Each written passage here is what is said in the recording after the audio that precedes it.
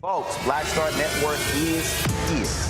Oh, no punches! I'm real revolutionary right now. Support this man, Black Media. He makes sure that our stories are told. Thank you for being the voice of Black America, Roland. Stay black. I love y'all. All momentum we have now, we have to keep this going. The video looks phenomenal. See, this difference between Black Star Network and Black-owned media and something like CNN. You can't be Black-owned media and be scared. It's time to be smart. Bring your eyeballs home. You dig?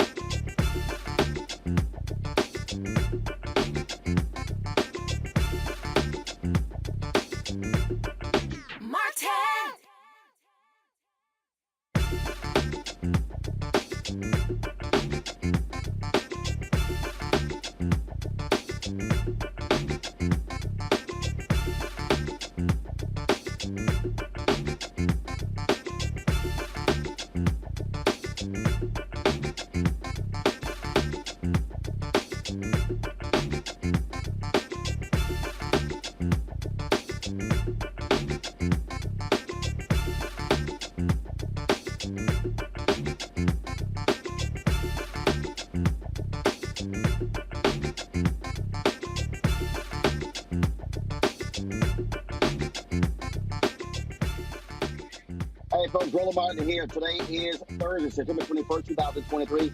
Coming up, I'm Roland Martin Unfiltered, streaming live on the Black Star Network. A South Carolina grandmother has issues at Belk department store where she died in a bathroom. What happened? Why didn't she get the help that was needed? We will give you those details with the family attorney. Also on today's show, the family of Kendrick Johnson, they continue their focus to get justice for Kendrick Johnson. We'll give the latest on that story as well. In addition, folks, I have highlights of our visit at the Cincinnati Music Festival, but also, of course, at the Center of the Entertainer Celebrity Golf Tournament. Plus, this year's Congressional Black Caucus Foundation, they're focused on, for a lot of their sessions, on Black wealth creation, economics. We're going to talk about how that needs to happen. It's time to bring the funk. I'm Roland Martin Unfiltered on the Black Star Network. Let's go. He's got whatever the miss, he's on it. Whatever it is, he's got the scoop, the fact, the find. And when it breaks, he's right on time and it's rolling. Best believe he's knowing. Putting it down from sports to news to politics. With entertainment just for kicks, he's rolling. It's on go, y'all. It's Roland Martin, yeah. Rolling with Roland now. He's funk, he's fresh, he's real, the best, you know he's Roland Martin now.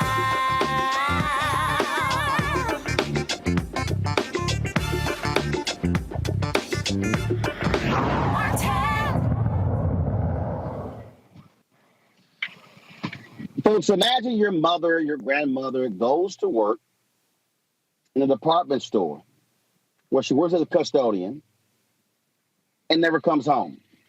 Bessie Durham, 63 years old, is working in the Belk department store in Columbia, South Carolina.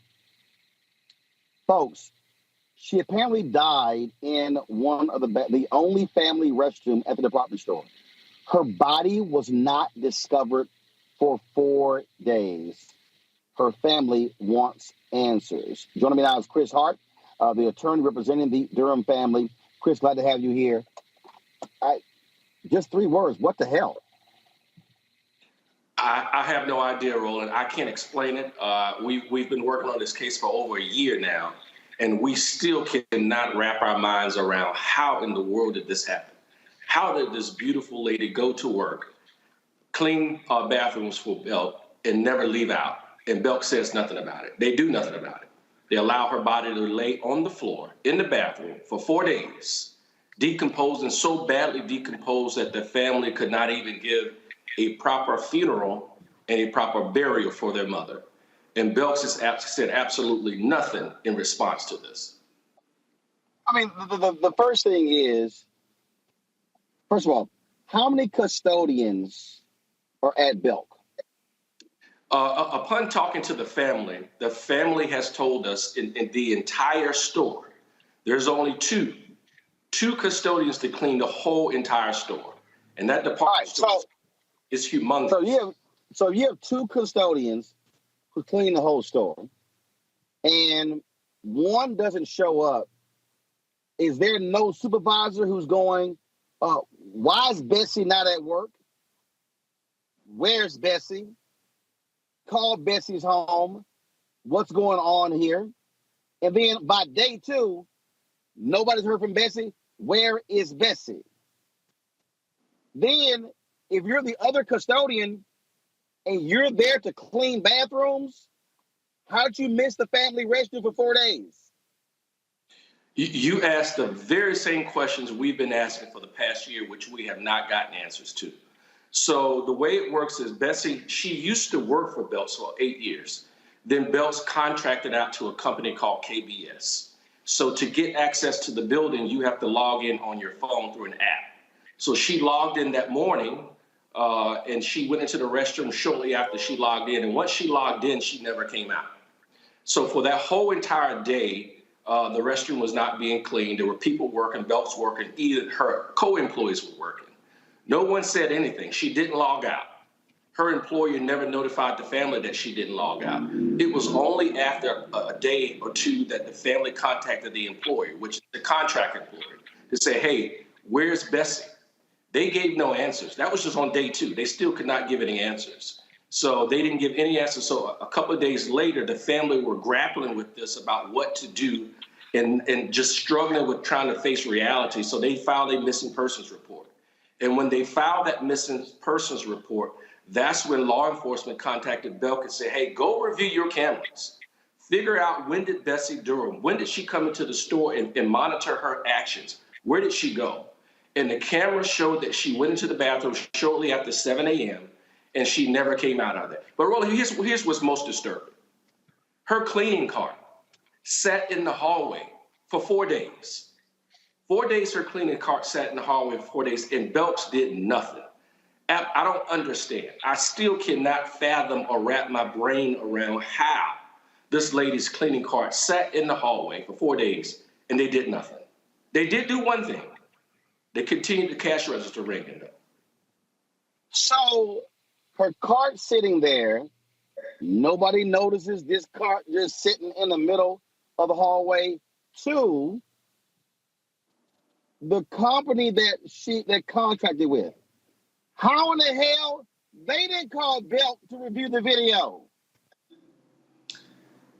I hate to sound like you have asked all the questions we have asked, and that's why this family is in so much trauma. That's why they're suffering so much emotionally and psychologically, because they don't understand, how did this happen? Especially Bessie Durham, she was beloved by everybody. She was beloved by her coworkers, she was beloved by her family, by her friends. Everybody knew her. But to go back to what you mentioned earlier, here's what we believed and we learned that Belks did. Belks called the contractor to ask, why isn't the bathrooms being cleaned? But nobody asked, well, where is Belks? Where is she? How is she doing? Why hasn't her cart moved for 4 days?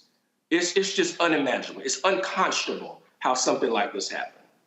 Oh, so they called and said, why aren't the bathrooms being cleaned? And nobody thought to say, where's the woman supposed to be cleaning the bathrooms? Nobody said anything except for why the bathrooms aren't being cleaned. So as a result, they have a duty. If someone dies on your property, in your house, in your business, you have a duty to immediately call 911 and law enforcement. And you have a duty to properly store their body up until law enforcement gets there. Because if you don't, what happens to Bessie Durham? Here's the most horrific part that happened, Roland. As the family went to Belks and they were bringing their mother's body out of Belks, they could smell her decomposing body. The coroner said to the family, you do not want to see your mother in this state. You do not want to see her in the advanced decomposition that she's in. She is so badly decomposed, you do not want to view her body. And they were not allowed to view her body. Here's what's even further damaging and so horrific to this family, Roland. While they're at the funeral, they're sitting on the front row and they could smell their mother's decomposing body inside of the casket. Therefore, they were not allowed to have an open casket, a proper funeral, and a proper burial. It's 2 things you always remember about your loved one. You remember the day they're born, and you remember the day they die. And the day that Bessie Durham died, this is the memory that's etched in their minds forever. What's next for y'all? What's the next action? We have filed a lawsuit on behalf of the family to hold them accountable. And that's the next step, to make sure that Belks is held accountable. And also, we will be suing the employer for the damage that they've done. Wow. That is just absolutely stunning to me. And it is beyond sad as well. Chris Hart, we appreciate it. Thanks a lot. Thank you, sir. All right. Appreciate it. Thanks a lot. Folks, gonna go to a break. We'll be right back. Roland Martin Unfiltered right here on the Black Star Network.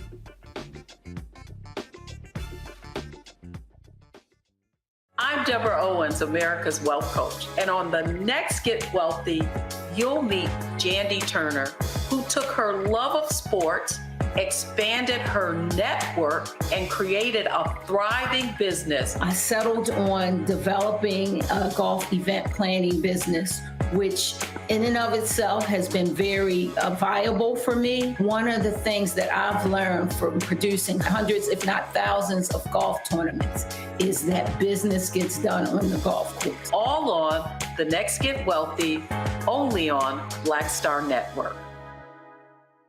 When you talk about blackness and what happens in black culture, we're about covering these things that matter to us, speaking to our issues and concerns. This is a genuine people-powered movement. There's a lot of stuff that we're not getting. You get it, and you spread the word. We wish to plead our own cause. Too long have others spoken for us. We cannot tell our own story if we can't pay for it. This is about covering us. Invest in black-owned media. Your dollars matter. We don't have to keep asking them to cover our stuff. So please support us in what we do, folks. We want to hit 2,000 people, $50 this month, raise $100,000. We're behind $100,000, so we want to hit that. Y'all money makes this possible. Checks and money orders go to P.O. Box 57196, Washington, D.C. 20037-0196. The Cash App is $RM Unfiltered. PayPal is R Martin Unfiltered. Venmo is RM Unfiltered. Zelle is roland@rolandsmartin.com. On a next, A Balanced Life with me, Dr. Jackie, we're going to be talking about common sense. We think that people have it, know how to use it, but it is something that people often have to learn. The truth is, most of us are not born with it, and we need to teach common sense, embrace it, and give it to those who need it most, our kids. So I always tell teachers to listen out to what conversations the students are having about what they're getting from social media, and then let's get ahead of it and have the appropriate conversations with them. On a next, A Balanced Life with me, Dr. Jackie, here at Black Star Network.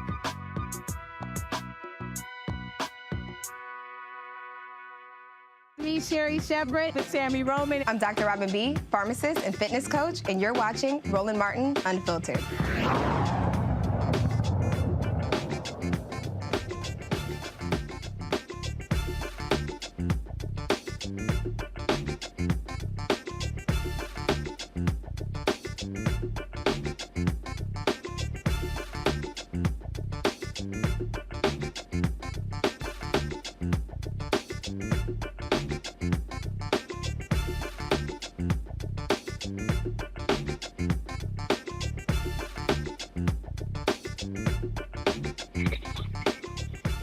All right, folks, joining on today's panel, Greg Carr, Dr. Greg Carr, Department of African-American Studies at Howard University, Long Victoria Burke, Black Press USA. I don't know, I'm glad to have both of you here.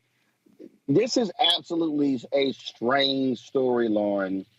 How in the hell is a Black woman missing for 4 days, and it's like, no one really cares. The company that she worked for in Belk needs to seriously be paying up for gross negligence in this case.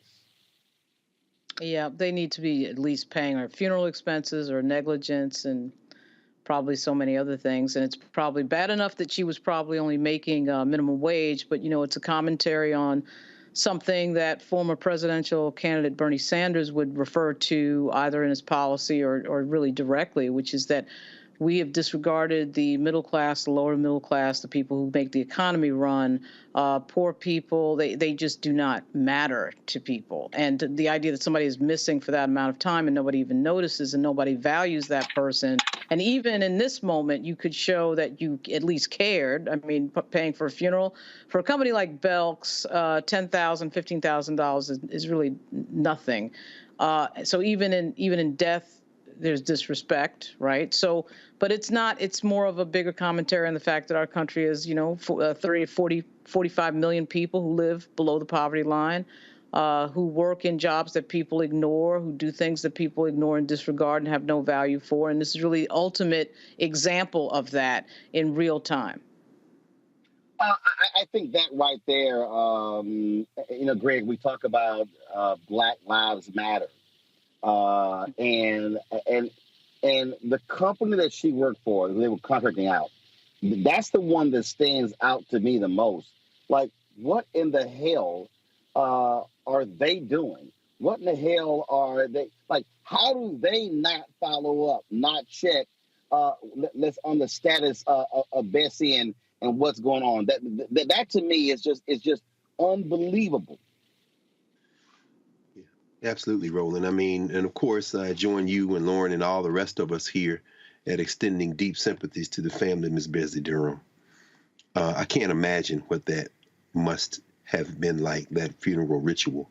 And I echo what Lauren said. I mean, this is a symptom of a much larger problem as we sit as the United Auto Workers strike forms, and more people. In fact, I read the other day that the workers in Canada, the auto workers in Canada, are talking about joining that strike in solidarity, as we are now in another month of the writers' strike and actors' strike, SAG-AFTRA, out there on the West Coast. What we see is, as Lauren said, this is a deliberate undermining of the working class and of the poor. They subcontracted, and KBS apparently is the subcontractor, the largest privately held provider of facility services in North America, which started life back in the late 60s as a company that cleaned mall stores, department stores. But we heard it from the attorney. 2 people to clean that whole store? And apparently that location had decided to lock its bathrooms in the wake of a shooting in that mall. So now the bathrooms are locked. And what we're seeing is, and we see this all over the country, as we know, we see the outsourcing, we see the union busting, we see the disregard for labor. And so, of course, there weren't enough people there to even check if the bathrooms were clean. The bathrooms were locked. This sister was locked in that bathroom, passed away and stayed in there. This is a symptom of a much deeper problem. And so, hopefully they not only get paid for funeral expenses, they go after KBS and they go after Belk and make them pay through the nose. And, if reports are accurate, the family and the attorney has said that if and when they do reach a monetary settlement or win their case, they're going to contribute to a scholarship fund. So, and I know you'll always be following up on this story, so I guess we'll see. Yeah, absolutely crazy. All right, folks, hold tight 1 second. We come back.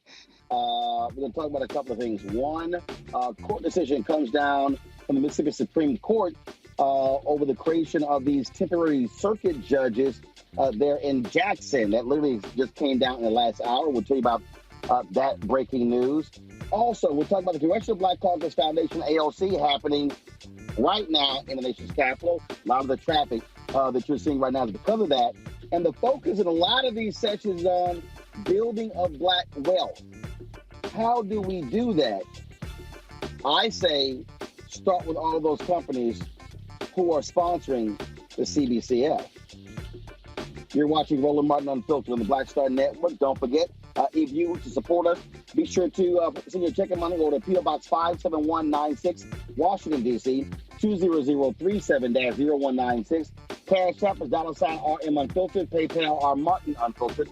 Venmo is RM Unfiltered. Zelle, Roland at RolandSMartin.com. Roland at RolandMartinUnfiltered.com.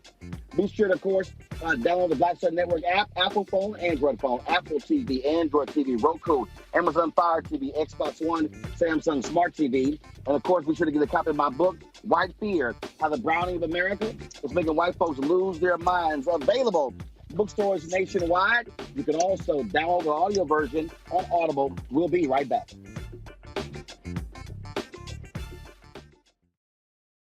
All change is not growth. Right. But thoughtful change is real good fertilizer. And that's what has been so beneficial to us. But you also were not afraid of the pivot. Well, and I'm a Black woman in business. Come on, I don't care how I dress up. I don't care who I'm speaking with. I don't care what part of the world I am in. I still am a Black woman in business. Being afraid of the pivot, being fearful of change is not what got me here. Respectful of change. Respectful of pivot, yeah. Fearful? No, no.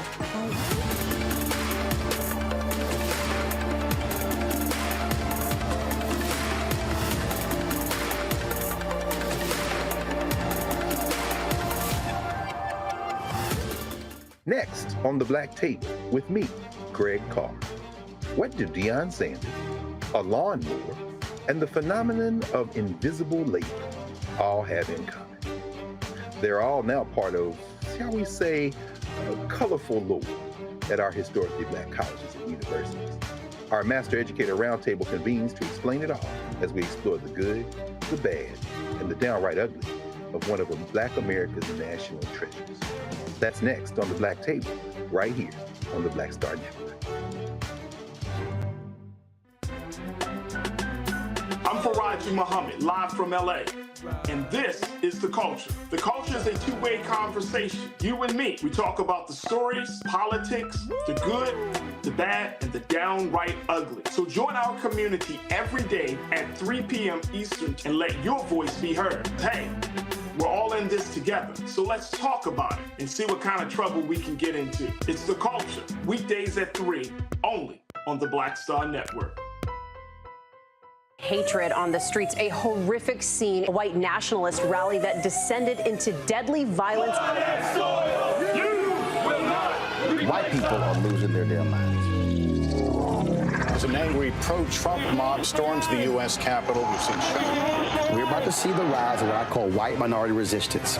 We have seen white folks in this country who simply cannot tolerate black folks voting. I think what we're seeing is the inevitable result of violent denial. This is part of American history. Every time that people of color have made progress, whether real or symbolic, there has been what Carol Anderson at Emory University calls white rage as a backlash. This is the rise of the Proud Boys and the Boogaloo Boys. America, there's going to be more of this. Here's all the Proud Boys, guys. This country is getting increasingly racist in its behaviors and its attitudes because of the fear of white people. The fear that they're taking our jobs, they're taking our resources, they're taking our women. This is white fear.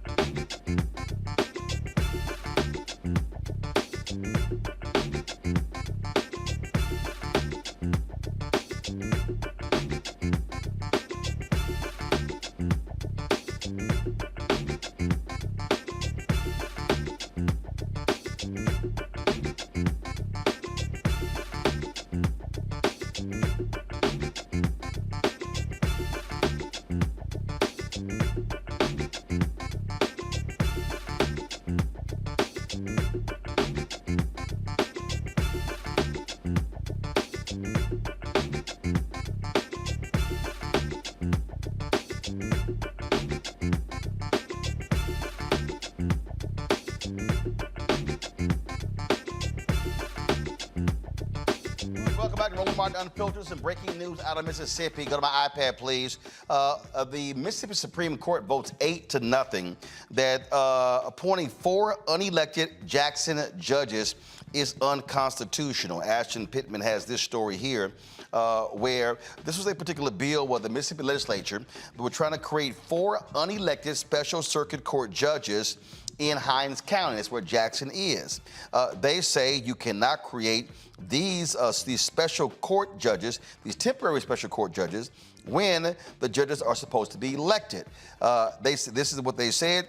That Section 1's creation of 4 new appointed temporary special circuit judges in the 7th Circuit Court District for a specified almost 4-year term violates our Constitution's requirement that circuit judges be elected for a 4-year term. Now, while it says that, while Section 1 calls these new judges special circuit judges on paper, we see nothing special or unique about them, certainly nothing expressly tethering them to a specific judicial need or exigency.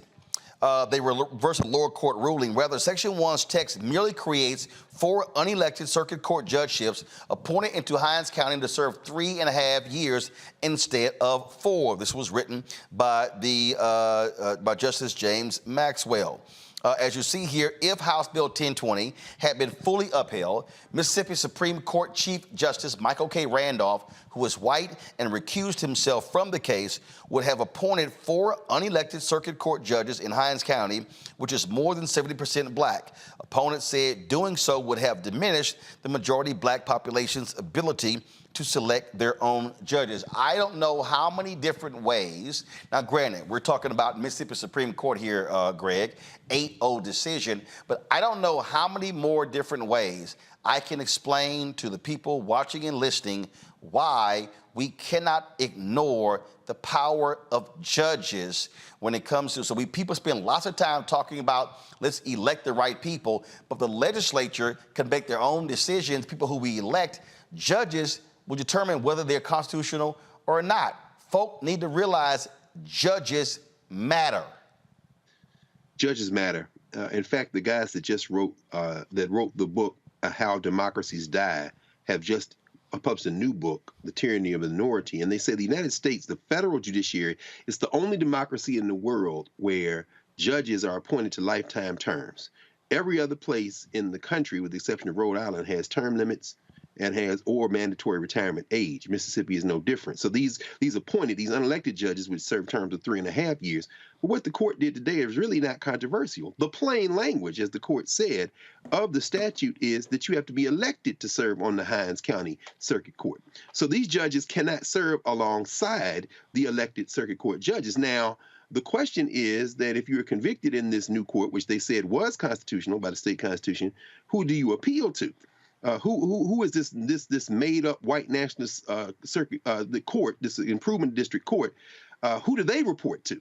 And that is what is still being litigated, including the constitutionality of the case. Our brother Derek Johnson, of course, an NAACP, is suing there in Mississippi, and the federal government has asked to intervene on the question of whether or not even establishing this is an act of racial discrimination, whether expanding the jurisdiction of this white nationalist carve-out in the middle of Jackson, Mississippi is constitutional, and that's still being litigated. But of course, as you say, Roland, without us being fully engaged in the political process, this is what happens. They're playing all their cards now. They've pulled out all pretense, and they're just going to say, we're going to do this until somebody stops us. You know, and it just absolutely, Lauren, it literally drives me nuts when I'm having conversations with people, when I'm responding to people on social media, when I'm walking down the street and people are yelling from their car and they've got things to say, and people act as if, yeah, okay, that judge thing, that's really no big deal. And I keep saying, listen, whether we're talking about local judges, whether we're talking about these state district judges, these Supreme Court justices on the state, on the federal bench, the Supreme Court as well, these are the people who are determining what laws are constitutional or not, and we are seeing how the right has weaponized the court. They spent so much time saying, oh, judicial activism, legislating from the bench, and that's literally what they are doing. Ellie Mistel has a piece out talking about how zany the Fifth Circuit Court of Appeals is and how they're nothing but a cesspool of Trump sycophants, and they are making decisions that will be appealed to the Supreme Court, and these people were appointed. And so I just sit here, and again, I go back to the people in 2016 who like, yeah, I ain't down with Hillary Clinton. Oh, Trump ain't as bad as Hillary Clinton. Look at the judges who he appointed. Hello, it's a wake-up call. No, absolutely. I mean, the danger is that, unfortunately, the other political party is driving apathy in this country with as many voters as they can. And being apathetic has caused the electorate to believe that their vote doesn't mean as much as everybody says that it means. And we have it marketed to us, of course, by the Democratic Party to black people on overdrive, because without us, they can't win in a lot of these states. And generally speaking, can't win nationally without enthusiastic black support as it pertains to the Electoral College.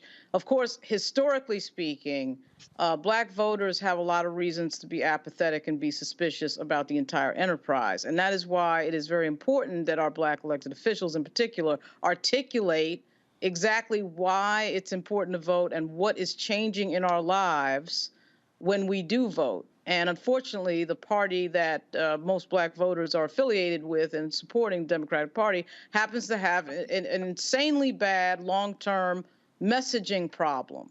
And so on top of everything else we're told to do as black voters in terms of voting for members of Congress and state reps and all of that, we have the judicial system in this country. So when you're dealing with 4 centuries of betrayal and your group is being subjugated to all sorts of injustice, it is extremely difficult to explain to that group of people why voting matters time after time, year after year, cycle after cycle. Even though we know structurally, and of course, we know that it's true that voting matters, we do have to see it matter in real time in our life. And I think that's one of the disconnects. That's one of the biggest problems that we have. That's what drives apathy. And now, of course, we have a huge, serious problem with misinformation and disinformation, out and out lying in the ecosystem of our politics, and that is extremely destructive. Well, we are seeing it. The Supreme Court's decision when it came to Roe v. Wade, abortion rights. We're seeing it in the Supreme Court decision when it came to the abortion pill. We were seeing it when it comes to the Supreme Court decision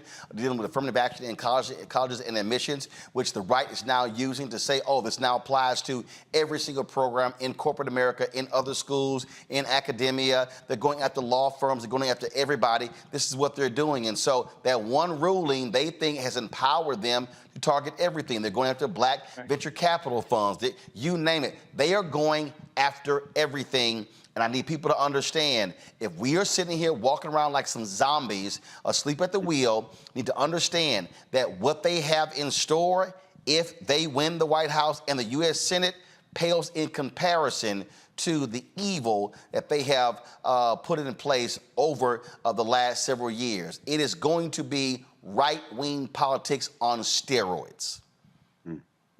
And we're seeing they clearly don't give a damn about black voters where potentially they could side with Alabama, Georgia, and Louisiana in the creation of these black districts that clearly violate the Voting Rights Act. And the right, they want to completely get rid of the Voting Rights Act. Clarence Thomas has said so himself, Greg.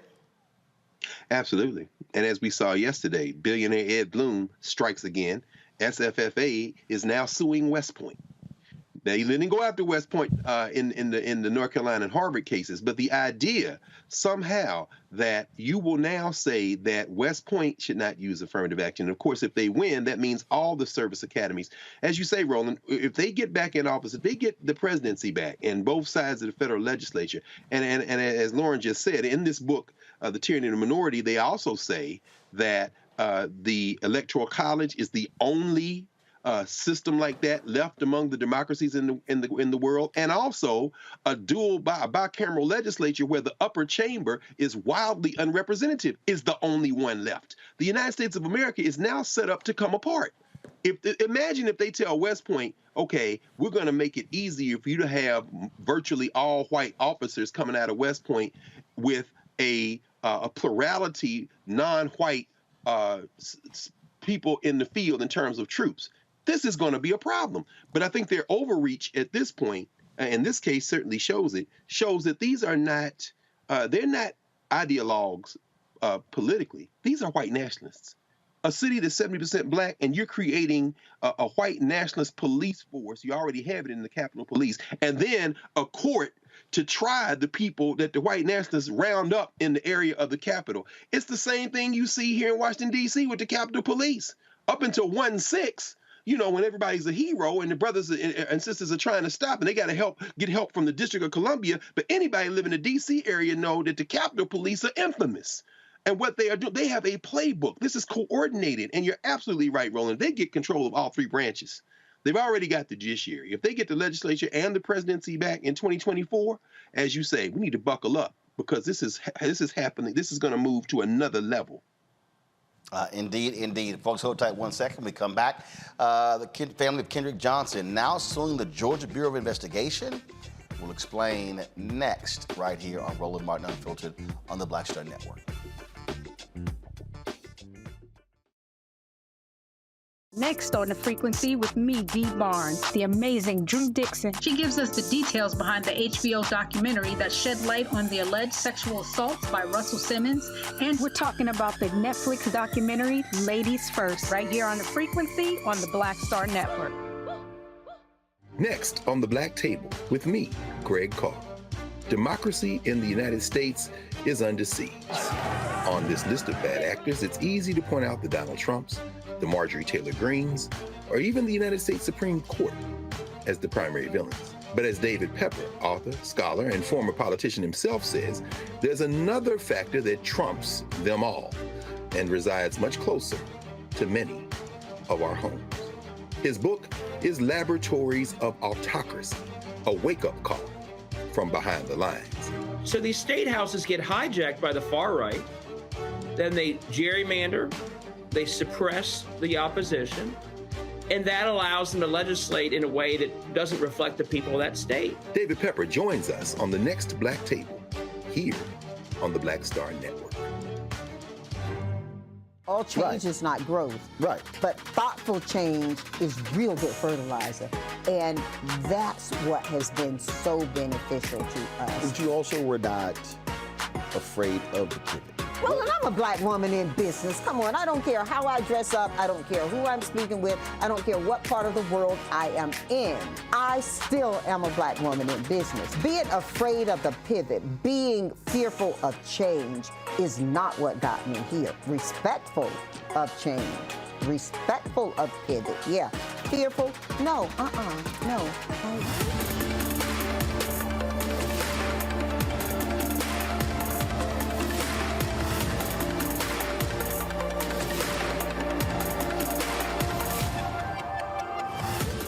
It's John Murray, the executive producer of the new Sherry Shepherd Talk Show. This is your boy, Earthquake. And you're tuned in to Roland Martin Unfiltered.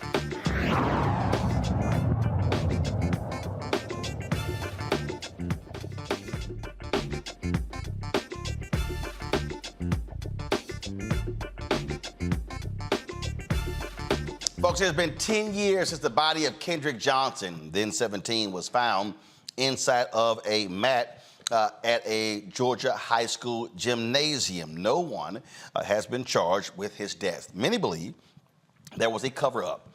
Lowndes County Sheriff's investigators concluded that Johnson died in a freak accident, stuck upside down and unable to breathe while trying to retrieve a shoe that fell inside the upright mat. The parents of Kendrick Johnson have filed a lawsuit against the Georgia Bureau of Investigation and the Lowndes County Sheriff's Office about what they claim is, quote, false information connected to the investigation into his death. This has been a story that has gotten a lot of attention over the years, and we, of course, focused on this thing as well, and it's just, again, one of those stories that it still sort of boggles the mind. Jonathan Burrs is the Johnson family spokesman. Glad to have you on the show, Jonathan. So this has just been an ongoing saga, and so exactly when they say false information, what do they mean? What does the family mean? Well, what they mean is the information that the Sheriff's Department and the Georgia Bureau of Investigations has been presenting to the public is inconsistent with the material facts and the material evidences, all of the facts contradict what they are presenting to the public. And this is evidence that they collected and or staged.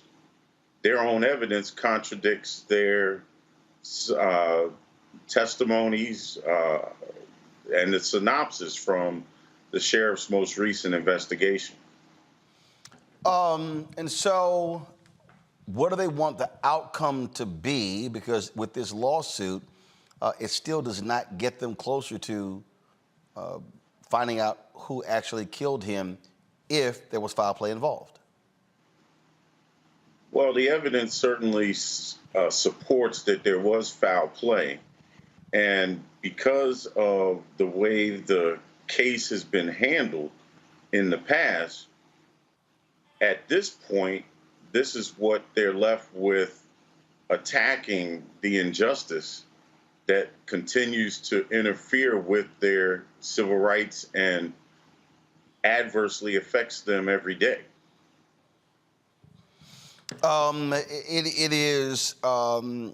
It's still sort of, and I guess for me, I still never understood how if a shoe was in a mat and it was at the bottom of the mat, why would somebody climb into the mat to get the shoe when literally you could just move the mat and the shoe's right there? Yeah. So if you look at what the other kids have been saying, kids stored their shoes over on top of these mats, whatever. They had apparently had a process that they would go through to retrieve these shoes without incident. Only this time does this process seem to not work. That is, if you believe what the official statements have been. Of course, the material evidence paints a totally different picture.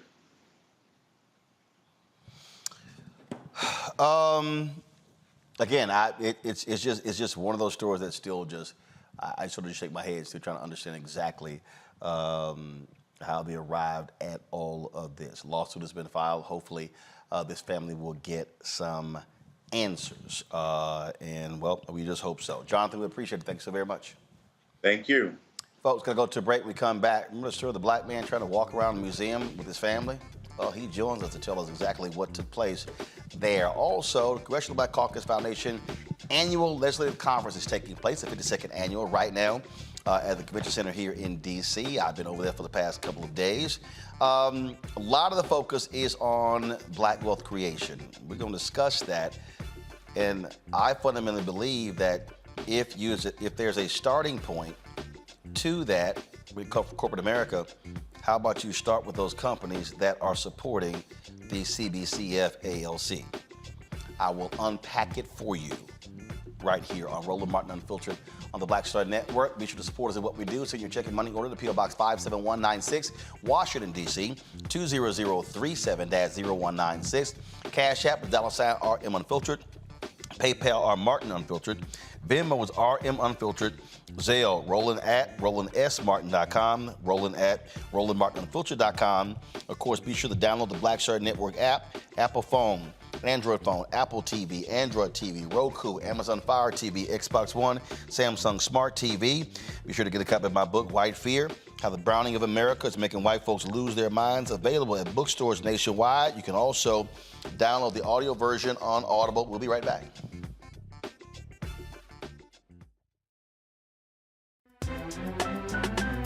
I'm Faraji Muhammad, live from LA.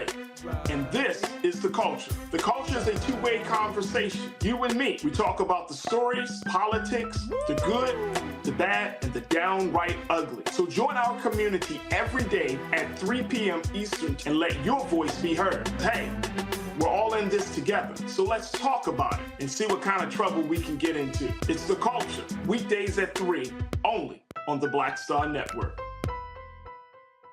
When you talk about blackness and what happens in black culture, we're about covering these things that matter to us, speaking to our issues and concerns. This is a genuine people-powered movement. There's a lot of stuff that we're not getting. You get it, and you spread the word. We wish to plead our own cause. Too long have others spoken for us. We cannot tell our own story if we can't pay for it. This is about covering us. Invest in black-owned media. Your dollars matter.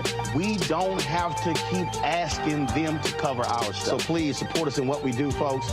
We want to hit 2,000 people, $50 this month, raise $100,000. We're behind $100,000, so we want to hit that. Y'all money makes this possible. Checks and money orders go to P.O. Box 57196, Washington, D.C. 20037-0196. The Cash App is $RM Unfiltered. PayPal is R Martin Unfiltered. Venmo is RM Unfiltered. Zelle is Roland at RolandSMartin.com. I am Tommy Davidson. I play Oscar on Proud Family, Louder and Prouder. Right now, I'm rolling with Roland Martin, unfiltered, uncut, unplugged, and undamn believable. You hear me?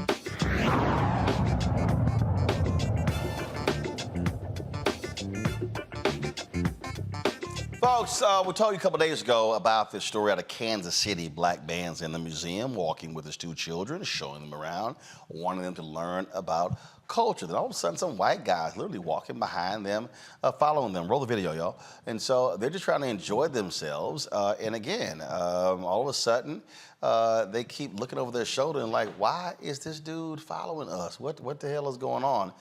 And then finally, the father confronts him. This took place at the Nelson Atkins Museum of Art. And Jay Colbert, of course, was with his two kids and was a little perturbed about what took place and told the dude, like, man, look, either give me a tour or stop following us. Jay Colbert joins us right now on Roland Martin Unfiltered. Jay, how long did it take you to figure out, why is this dude behind us? Tell the truth, be honest. All glory to God. Thank you for having me on here, my man. Thank you. Let me say that first and foremost. All glory to God. But tell the truth and be honest with you, as soon as he first approached me, he was already went to two different rooms with us. So I was already seeing him following us, but really I thought at first it was just because the way I look. I get this a lot. People think I'm ignorant because I am of the culture. So I look of the culture, so they think I'm ignorant. So I'm thinking, oh, he's seeing me with these kids. He thinking I'm a black man with kids, don't know what he's doing. Little did he know, I do this for real. I take my kids to the museum all the time. This is nothing new. This is what I do. So when he first approached me and even said the things energetic to me, when he said, make sure the kids don't get energetic around the pictures, I already knew he was trying me right then and there. When he said, don't make sure the kids don't get energetic, I knew right then in that moment he was trying me. So then from there, he went two different rooms with me. I thought at first for a minute, I gave him the benefit of the doubt. Maybe he's telling me to stop recording, because I record and I do this vlogging of me and my kids throughout all my social media. So I'm like, maybe that's what he's doing. But when I seen him peeking around that pillar like that, I just had to address it because my kids were even looking. Because if you hear me in the one part when I stumble over my words and say wound and womb instead of tomb, is when I seen him in the corner of my eyes. And in that moment, I had to slow down and get myself together because at first I wanted to react in the way they wanted me to react. They wanted me to react as if, what they wanted to paint the picture of, an ignorant man. You know what I'm saying? An ignorant black man. But I'm far from that. So I had to slow down and get myself together, and then from there, that's when I addressed the situation. And when I called him a little girl, again, I'm an author. I have published 6 books. I'm a publisher. I own my own publishing company. I'm using descriptive terms. You're sitting here rolling your eyes, having a conversation with me, acting as a child, as a female child. It wasn't, to tear that man down in whatever his orientation is. I could care less. I could care about the way you present yourself at me. You're following me and my 2 young children that are 5 and 6. And you're doing it maliciously because you already approached me. So once you approached me, it was over with. I said, okay, no problem. I didn't give you no fall back then, even though you thought that by saying the word energetic, I didn't know what that meant. You basically try to say, make sure your badass kids ain't jumping around or something. That's what he wanted to say. You know, and that's the thing that, I mean, for black folks, that we just get just sick and tired of. I mean, just trying to mind our own business, doing what's right, and folk just continue to show it. And as you point out in your video, that family over there got kids for all they ass. Yeah, and then, okay, I'm going to just give you a little bit, Tim, more information here in Missouri. Think about this. Right now here in Missouri, they just passed a bill to be able to ban what books come in and out of Missouri prisons. They have to come off of a approved reading list.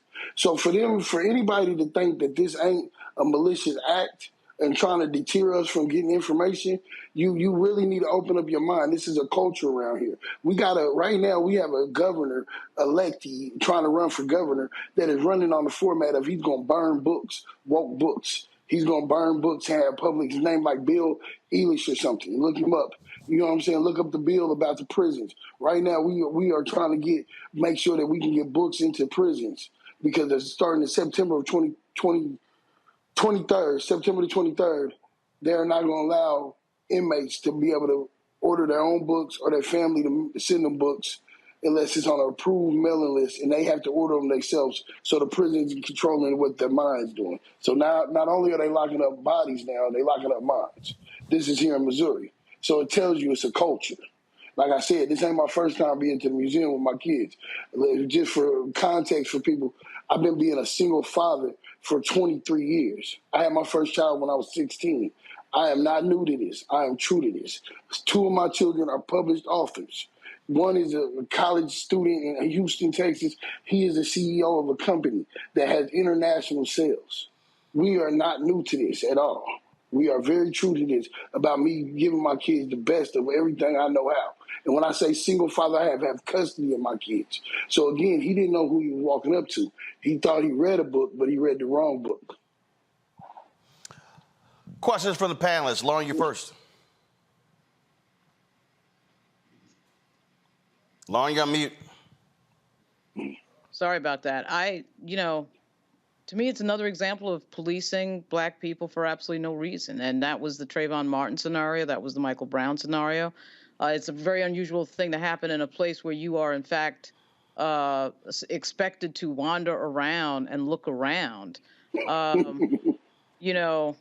As somebody who's worked in the press, you get a lot of people who are in pseudo security positions who are not sworn police officers who have deemed themselves the authority to ask you questions and do all sorts of nonsense. But in this case, it's just some dude with no authority whatsoever other than to maybe guide people around that wants to be an annoyance and a little bit of a stalker. I mean, I've had this sort of thing happen. I really don't have a question. I just feel like it's an annoyance. And typically when somebody does that, it follows me around, I engage them in a conversation that makes them stop and get very uneasy. But I think you're a nice guy for the way you handle it. I don't know if I would have handled it quite the same way.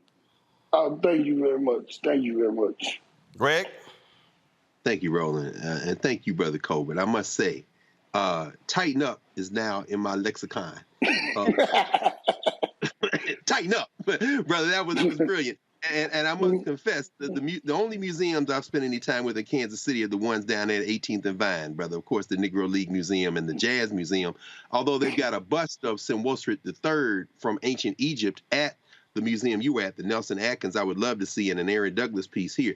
But, Lauren said she didn't have a question, but what she said at the end really is the question I was going to ask. So I'm going to ask you, how did you keep your cool? Because clearly you are all the way real. You're just authentic. But the way you engaged this guy, that was almost like that would have come out of somebody having a caucus with a bunch of other people saying, how should we approach this? But you did it so quickly and effortlessly.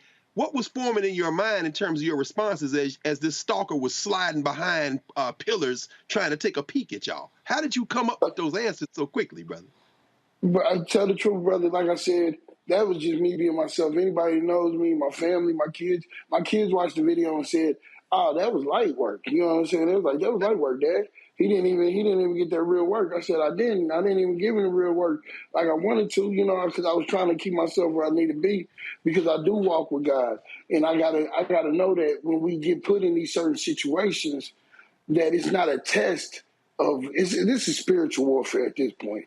They've been doing this to us for over 500 some years, man.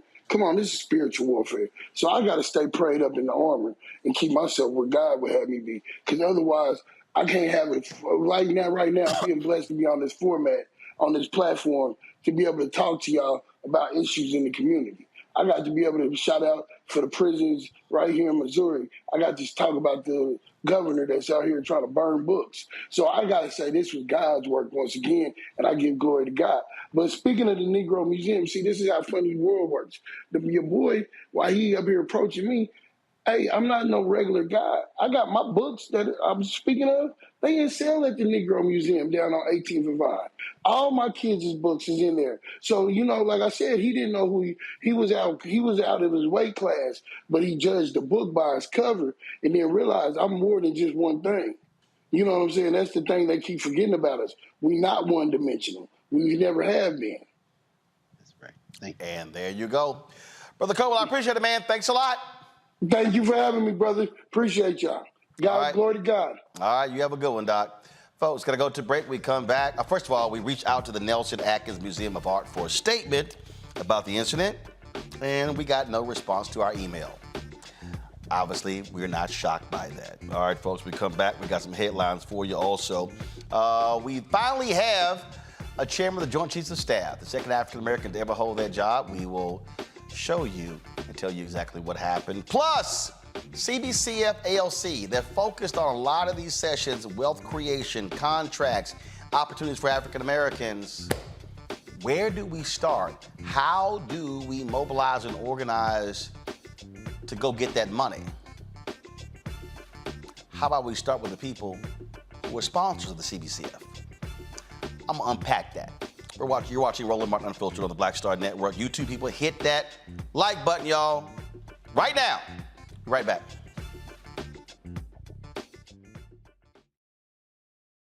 Hatred on the streets, a horrific scene, a white nationalist rally that descended into deadly violence.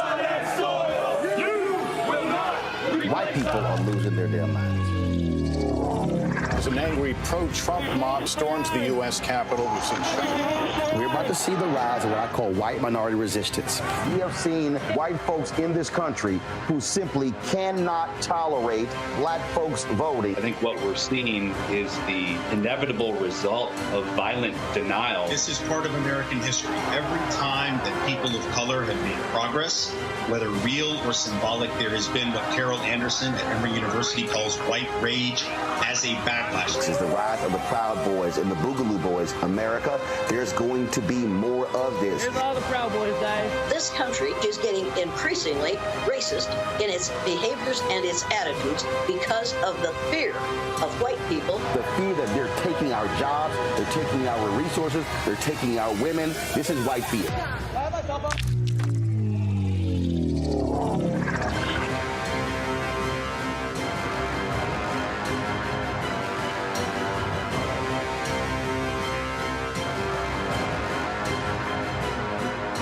On a next, A Balanced Life with me, Dr. Jackie, we're going to be talking about common sense. We think that people have it, know how to use it, but it is something that people often have to learn. The truth is, most of us are not born with it, and we need to teach common sense, embrace it, and give it to those who need it most, our kids.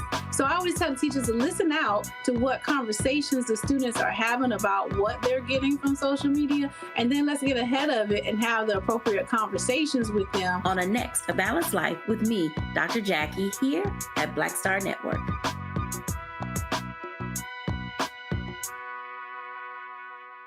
Me, Sherry Shepard, and you know what you're watching, Roland Martin Unfiltered.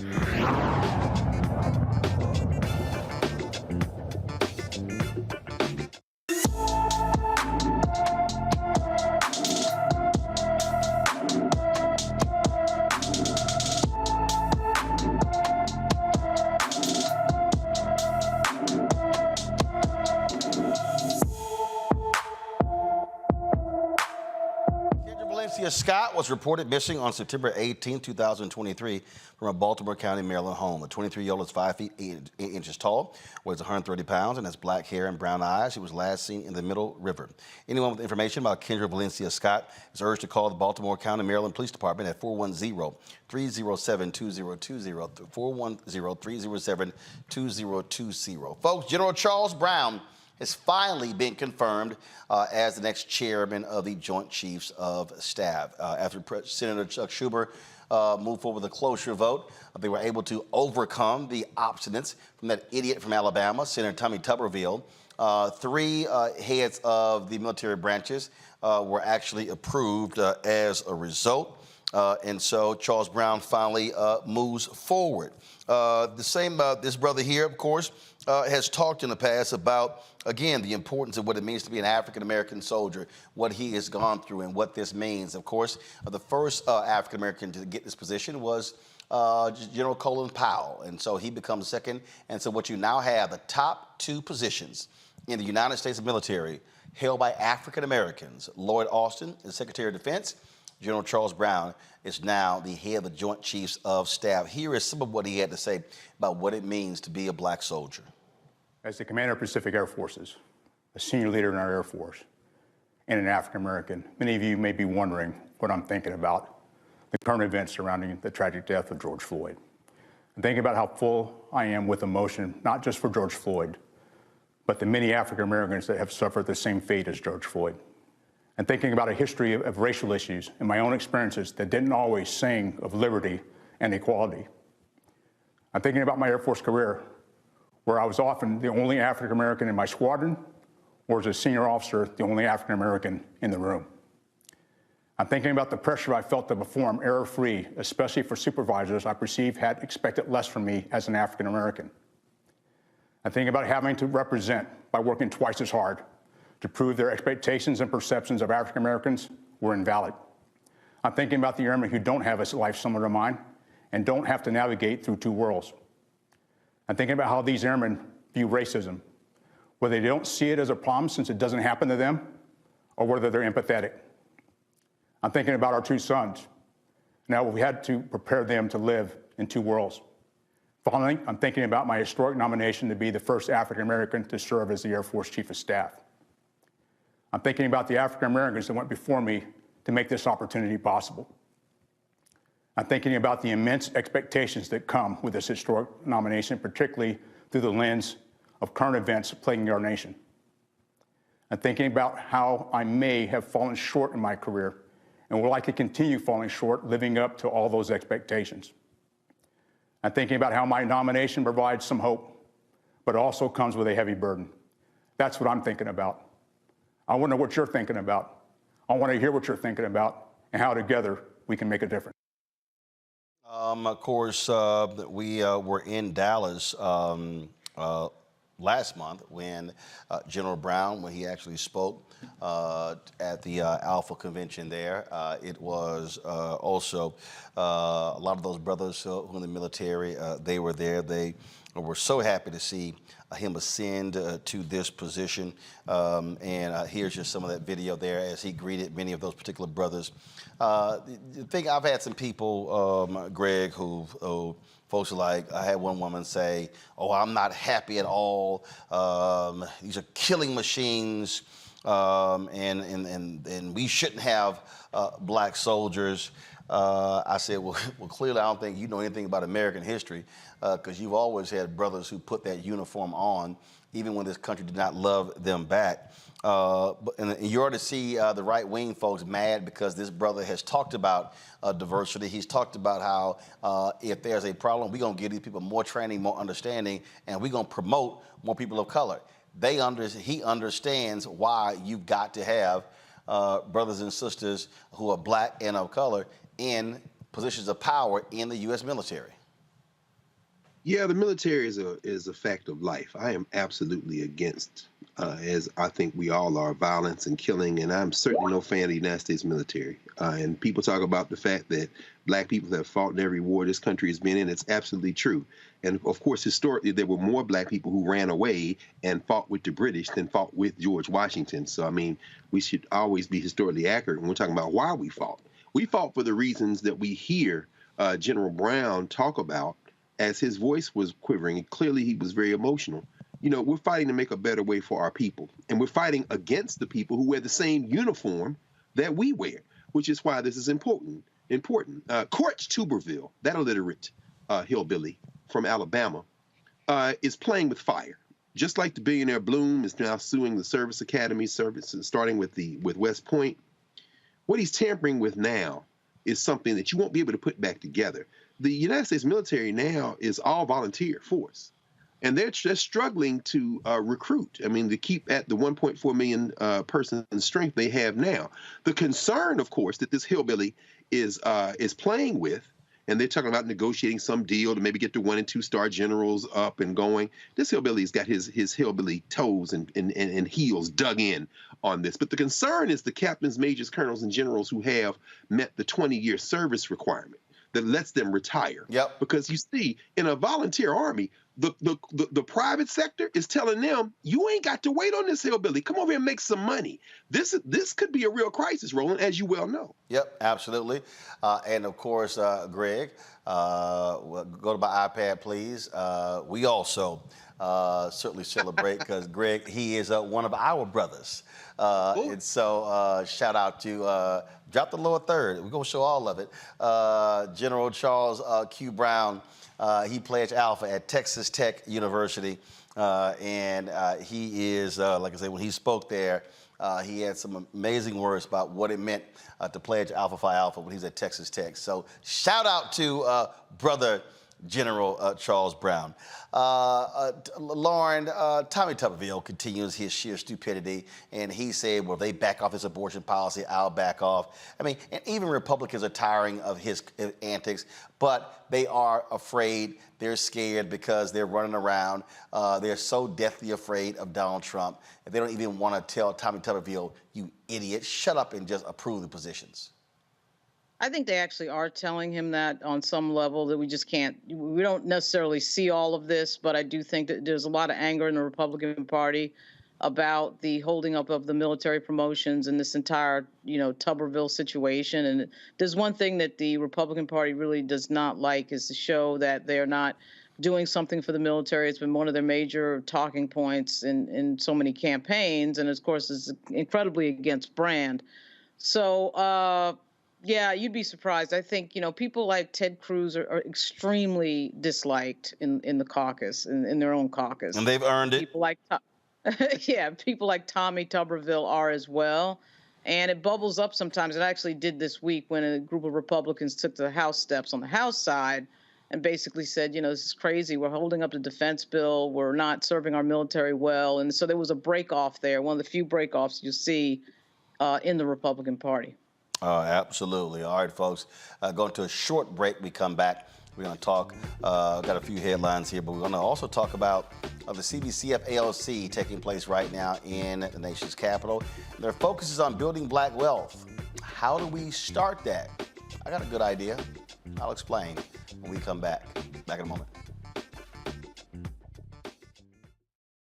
When you talk about blackness and what happens in black culture, we're about covering these things that matter to us, speaking to our issues and concerns. This is a genuine people-powered movement. There's a lot of stuff that we're not getting. You get it, and you spread the word. We wish to plead our own cause.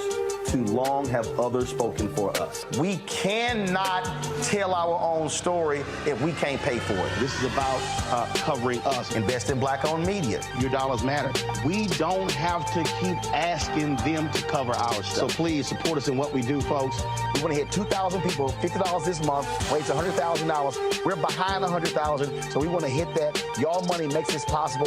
Check some money orders. Go to P.O. Box 57196, Washington, D.C. 20037-0196. The Cash App is $RM Unfiltered. PayPal is R Martin Unfiltered.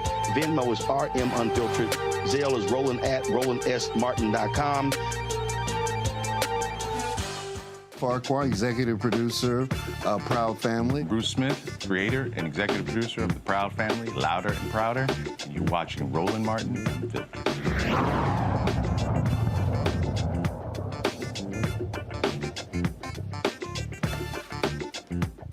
family of a Virginia man who died after being admitted to a Virginia psychiatric hospital has reached a multi-million-dollar settlement with the state and the county and sheriff whose deputies were involved in this deadly case, folks. A Henrico County Circuit judge approved the $8.5 million out-of-court settlement, out-of-court wrongful death settlement in the Irvo Otieno case. 28-year-old black man died in March after being pressed to the floor of Center State Hospital for about 11 minutes by a group of Henrico County Sheriff's deputies and hospital employees while handcuffed. 7 Henrico County Sheriff's deputies and 3 Central State Hospital personnel were initially charged with second-degree murder in his death. Second-degree murder charges against 2 of the 3 hospital staffers, Sedaris D. Williams and Darren Blackwell, were withdrawn. The remaining 8 face up to 40 years in prison. A Maryland man wrongfully convicted of 2 separate violent crimes finally gets a formal apology as well as compensation for spending years behind bars, including over a year after being proven innocent. Demetrius Smith will receive about $340,000 for spending more than 5 years in prison for murder and first-degree assault. Governor Wes Moore apologized to Smith, noting that it's been over a decade since he was released in 2013, and the state never publicly acknowledged this miscarriage of justice. And of course, it takes a black governor to go, hey, we are sorry. Figure out why governments are so afraid of saying sorry for things or making statements that we apologize for something. But governments, usually it's because of course, the threat of legal action or some sort of worrying about legal action, but nobody ever just wants to say we made a mistake. The only time I can remember New York ever saying that they made a mistake on a police shooting was years ago. I can't remember the fellow's name, but it was Ray Kelly who basically apologized and said that the person should not have been shot by the police officer. It was a real rare event, but frankly, I don't know why these things don't happen more. Yeah, it's like, it ain't that damn hard, but that's what we often see, Greg. No, absolutely. I mean, and it's not uniquely American, but in fact, sometimes it may be considered that. I just read an article today, a brother who was killed, 24-year-old black man in London. That officer has been charged with murder. And in the last several years, about 100 London police have been arrested and charged on for various charges. And this after people have taken to the streets to complain and to protest anti-black violence from the police. In one case, a cop was out there brutally raping women and sexually violating women, and he is doing a life sentence now. There's something very American about this, even in the context of these white countries where it's hard to be a non-white often. The United States of America, overly policed, too many people in jail. It just seems as if we're just not going to get any traction around this until enough of us get involved to change it. And how does a man spend a year in jail, Roland, after the man been acquitted? It's stunning. That's because these folks figure they can do whatever the hell they want to do. Defamation trial of Rudy Giuliani has been set by a judge in Georgia. It will take place on December 11th. It will determine what damages Giuliani will have to pay 2 former Georgia election workers he was found liable for defaming. Last month, Judge Beryl Howell found Giuliani liable for defamatory comments he made about the mother-daughter tandem of Ruby Freeman and Wandrea Shea Moss. The judge sanctioned Giuliani over his erroneous remarks, accusing the 2 black election workers of fraudulently manipulating ballots on Election Day 2020. Giuliani says he does not contest the factual allegations, but his statements were, quote, constitutionally protected. The former New York City mayor already owes more than $130,000 in legal fees for the case. Boy, I hope they take, now Francois, we know he broke, but he's probably hiding money, but I sure hope they take all of his money for his sheer stupidity. Folks, we come back. We're going to talk about building black wealth. That's the focus of a number of sessions at the Congressional Black Caucus Foundation, ALC. Where do we start? I got an idea. That's next, right here on the Black Star Network. Next on The Frequency with me, Dee Barnes, the amazing Drew Dixon. She gives us the details behind the HBO documentary that shed light on the alleged sexual assaults by Russell Simmons. And we're talking about the Netflix documentary, Ladies First, right here on The Frequency on the Black Star Network. I'm I'm Faraji Muhammad, live from LA. And this is The Culture. The Culture is a two-way conversation. You and me. We talk about the stories, politics, the good, the bad, and the downright ugly. So join our community every day at 3 p.m. Eastern and let your voice be heard. Hey, we're all in this together. So let's talk about it and see what kind of trouble we can get into. It's The Culture. Weekdays at 3, only on the Black Star Network. On a next, A Balanced Life with me, Dr. Jackie, we're going to be talking about common sense. We think that people have it, know how to use it, but it is something that people often have to learn. The truth is, most of us are not born with it, and we need to teach common sense, embrace it, and give it to those who need it most, our kids. So I always tell teachers to listen out to what conversations the students are having about what they're getting from social media, and then let's get ahead of it and have the appropriate conversations with them. On a next, A Balanced Life with me, Dr. Jackie, here at Black Star Network.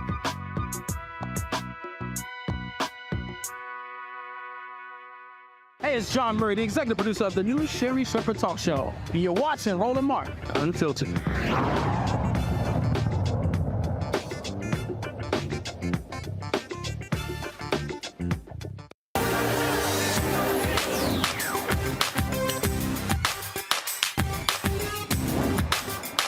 Being frozen out. Facing an extinction level event. We don't fight this fight right now, you're not going to have black on you.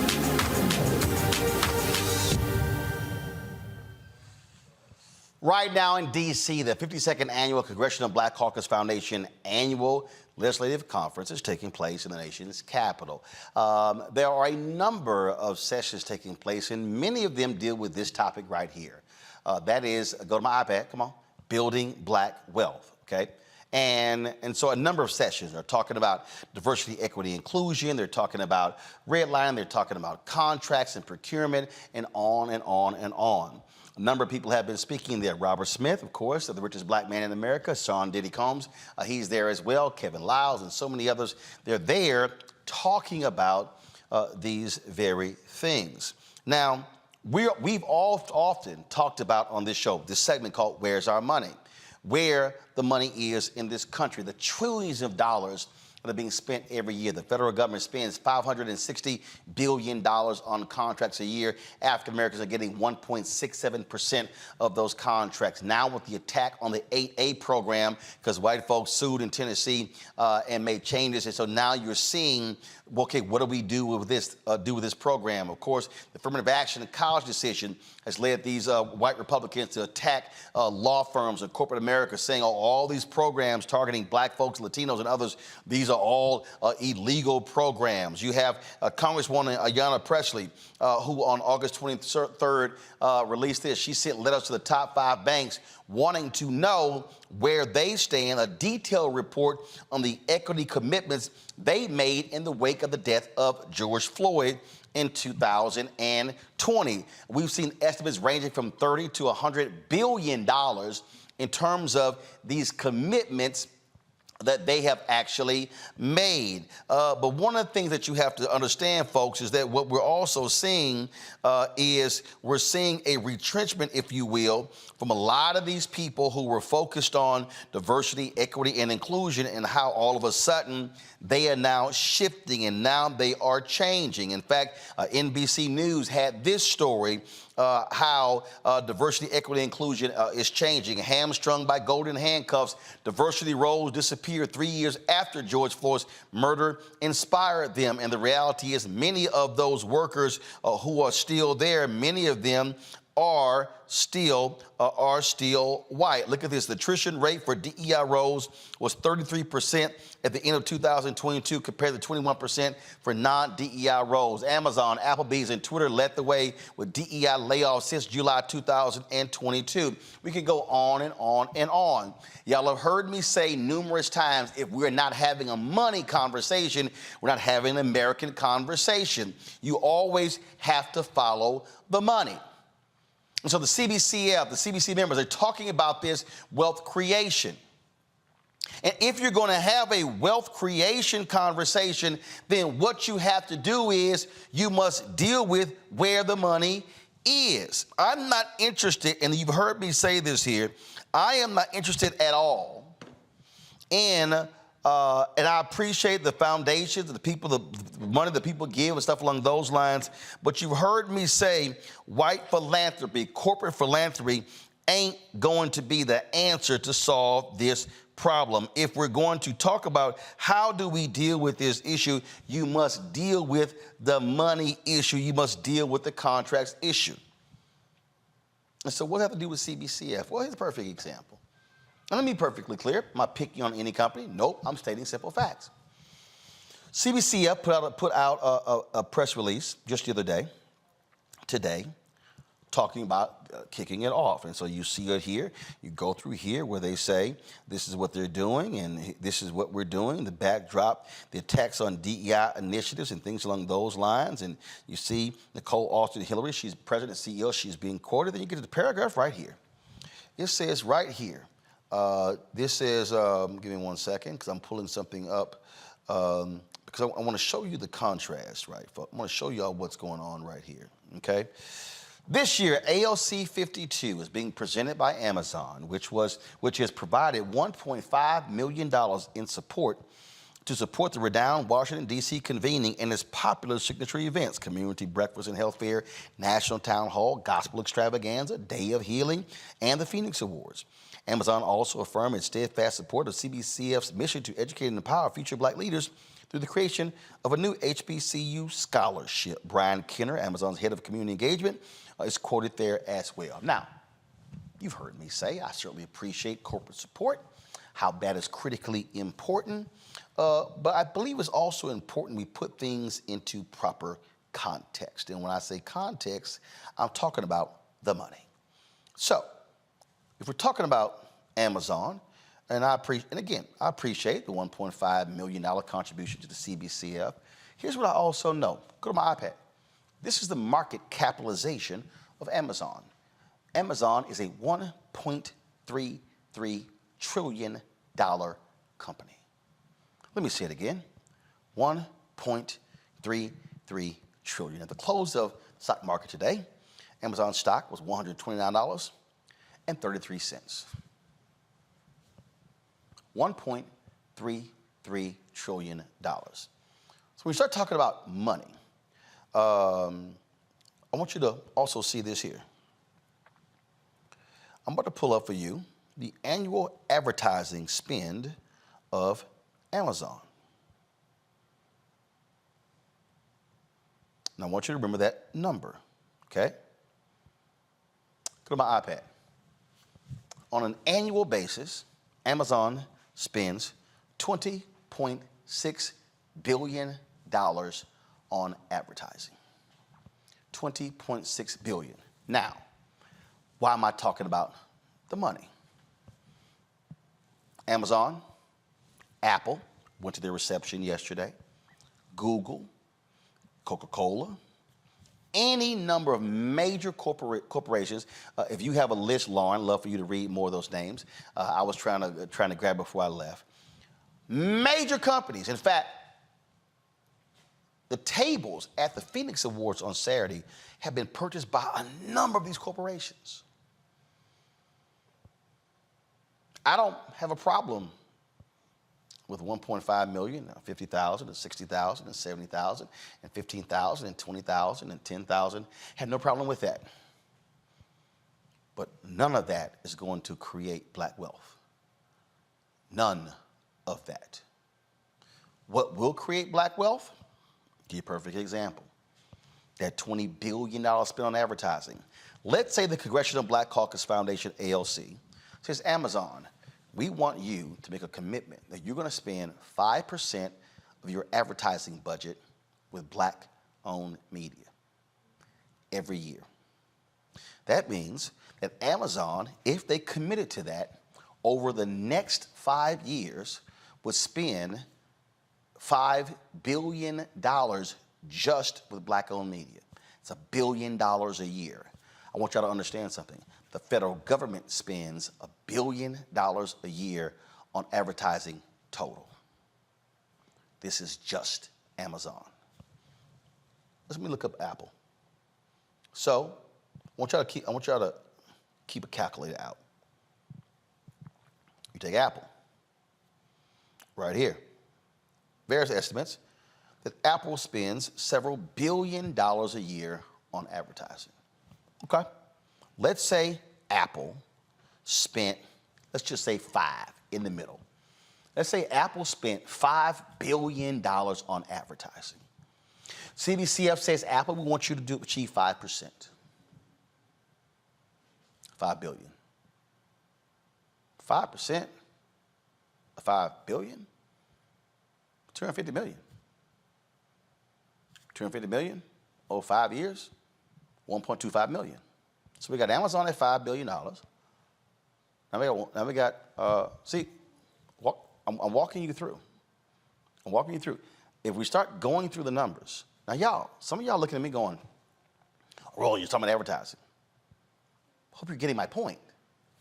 Now what you start doing is, y'all in control, we're trying to figure out what 5% of $5 billion is. I see y'all over there like, is that what it is? So, yeah, I done do quick math right here. So, here's what I want you to understand. Now let's talk about all contracts. Professional services, legal fees, accounting services, catering, transportation, public relations, audiovisual, construction, engineering. If the CBCF, Congressional Black Caucus, says to every single one of our sponsors, we appreciate your support, but we want you to make a commitment to hit 5% of your contractual spending, listen to me clearly, in each category. I don't want to hear diverse. I don't want to hear minority. Black. That means that if you've got 20 companies, let's just say 20 companies, and let's say out of all the contractual spends, let's say that 5% number comes up to, let's say, 10 billion. You know what? Lower it all the way to 5 billion. That means that an additional $5 billion just from those 20 companies will be flowing to Black America. You don't think for a second that if additional $5 billion flow to Black-owned businesses, that then you will not in turn see the hiring of more Black people?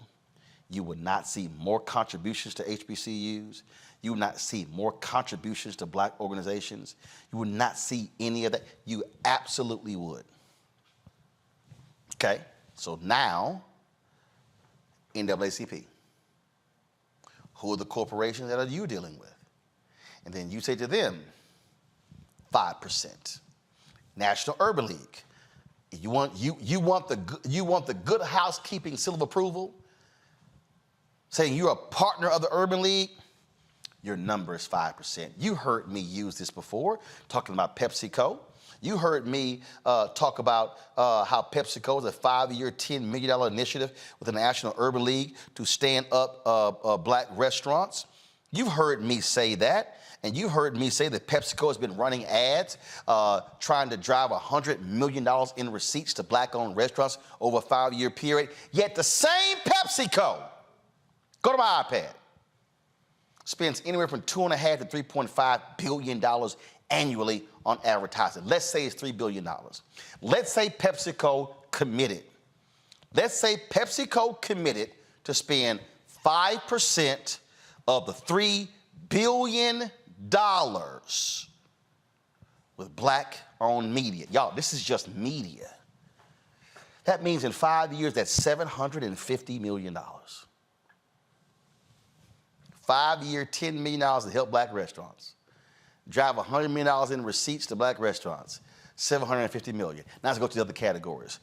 Do y'all now see what I'm talking about? So now, CBCF says, companies y'all dealing with us, 5%. NAACP, Urban League, National Action Network, Rainbow Coalition. Now all of a sudden, you are going to see literally 5, 10, 20 billion dollars flowing back to black people. That is how you leverage your power. That is how you do it. Now, there are going to be those companies, and I've had to deal with them. There are going to be those companies, Greg and Lauren, who are sitting here, and people who are watching and listening. They're going to sit here and say, you know what? That's not right. That's not fair. You really shouldn't be doing those things. And you know what? But guess what? Those same companies, they don't mind our products. By 2030, it will estimate that African Americans will be spending $1.7 trillion. $1.7 trillion. And some of you are looking at me right now, y'all saying, damn, Roland, but you know, man, these people doing some nice work right now. Okay.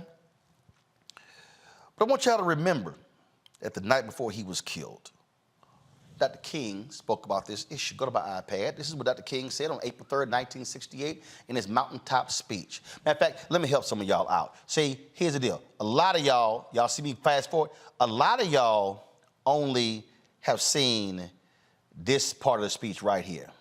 Well, I don't know what's going to happen to me now. We got some difficult days ahead. See, I want y'all to see this in print. A lot of y'all, most of y'all, have spent your time and energy showing the video, showing the same thing, showing the quoting this, running this at all your programs. You've been doing this for years.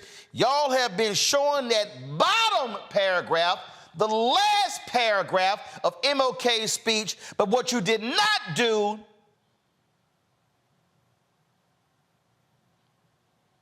is show all the rest of this. What you did not do is talk about this one. You did not talk about, now the other thing we'll have to do is this, always anchor our external direct action with the power of economic withdrawal. Now, we are poor people. Individually, we are poor when you compare us with white society in America.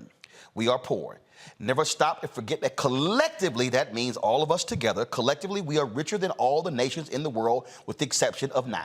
Did you ever think about that? After you leave the United States, Soviet, Russia, Great Britain, West Germany, France, and I can name the others, the Negro collectively is richer than most nations of the world. We have an annual income of more than $30 billion a year, which is more than all of the exports of the United States and more than the national budget of Canada.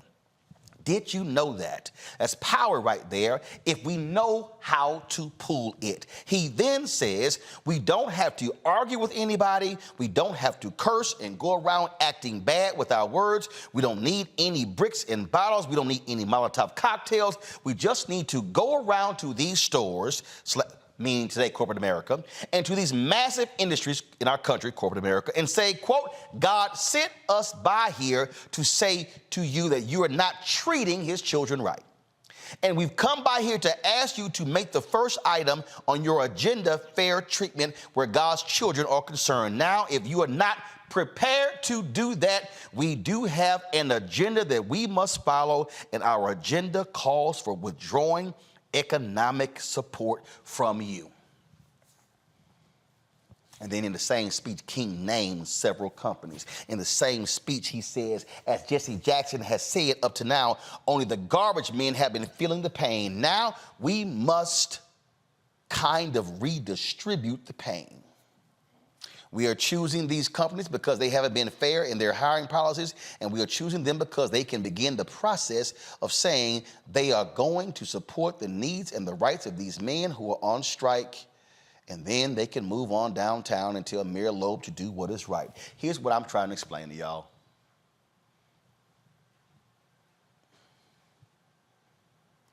If our black institutions use their power to change, use their power for good, use their power to achieve the black wealth creation, it can happen. But it's going to require folk being willing to tell somebody, what's that line from The Color Purple? Until you do right by us, you're going to have some problems. I want y'all to know, There ain't a corporation in America that wants Black America to call them out. They in a corporate corporation in America that wants Black folks to say, we're gonna stop buying your product. We have got to learn what return on investment is. And it has to start with our Black institutions choosing to flex their muscles and use their power. Lauren. Yeah, I don't even know that it's really the solution is even that complicated. I actually think I'd be happy if the Congressional Black Caucus Foundation just used a majority of vendors that were Black for the annual event. It's too small. The DMV. It's the amount of money they spend is too small. I'm talking about billions. That's not even millions. We're in the DMV, and the DMV has Virginia, Maryland, which is an extremely Black state, and of course, Washington, D.C., which is an extremely Black place. There are Black restaurants. I mean, look, I know we can't do everything, but if there's one thing that Black people can do, it's music, it's food, it's printing, particularly the printing of T-shirts. Are you kidding me? But Laura, I agree with you, but that's small. That's only a 3-day conference. Yeah. What I'm talking about is the 365 days of spending in corporate America. If it's so small, then why doesn't it happen? Why am I walking into the thing yesterday to register, and there's a white company printing a credential that anybody could print at Kinko's? Easy. And it's some white company, instead of a Black person that could have done the exact same thing. I'll tell you. We can fumble around with the printers. It's intentionality. It's intentionality. Yeah. So if we're not doing the small stuff, we can't do the big stuff. No. Can't do the food and the printing, then why would I expect that they would do millions of dollars on anything else? No. Follow me here. I'm not asking the CBCF staff to lead this effort. That's not what I'm saying. What I'm saying is, if you are the Black Caucus or your groups that are around, you take the list of folk. See, here's what Roland's gonna do. When CBCF is over, Roland's gonna take the list of sponsors, and I'm gonna get all of them, and I'm gonna go to my advertising team, and I'm gonna say, go after every single one of them. I'm gonna take the very list. See, we ain't gonna create another list. We gonna take the same list, and my team is gonna go to them and we're gonna say, we noticed that you were sponsored of the Congressional Black Caucus, AOC. And we know that you care about the interests of African Americans. We're calling on behalf of Roland Martin Unfiltered, the Black Star Network, to ascertain, what is your Black-owned media investment? How much are you spending with African Americans? So that's what I'm saying. I'm saying they already have the list. So let's not create, let's use the very people who say they down with Black people and then go, where the money? Yeah, the problem is the failure, whether we're talking big money or small money. Let me tell you where the failure is, because I've been in these meetings. I've worked in the government, New York and Virginia, the federal government as well. The failure is not asking. We're not asking. All these other groups are asking. All right, so whether it's $1 million or $1,000 or a vendor that only does, $300,000 worth of business, or a vendor that does $10,000 a year, you have to have somebody at the table that is demanding and asking the question and making a demand. And if you don't have that, you're going to lose every single. No. And that's how much the money we're talking. No, but that's what I've laid out here, Greg. I'm laying out how you make the demand, but you have to make the demand by starting with numbers. You have to make the demand by understanding the much larger picture. One of the fundamental problems, Greg, for African Americans is that when we do go to the table, and I've actually seen people do that, we go small. We walk in way small. We walk in. Small. We walk in going, can we get 5,000? And they're looking at me like, Roland, what you gonna ask for? I'm like 50 million. So what I'm talking about here, I'm literally talking big. That's why I specifically gave the advertising numbers alone. So if somebody goes, wait a minute, all Roland is saying is 5%. He ain't even saying to meet the Black population of America. If it's just 5% from Amazon alone, that's $1 billion.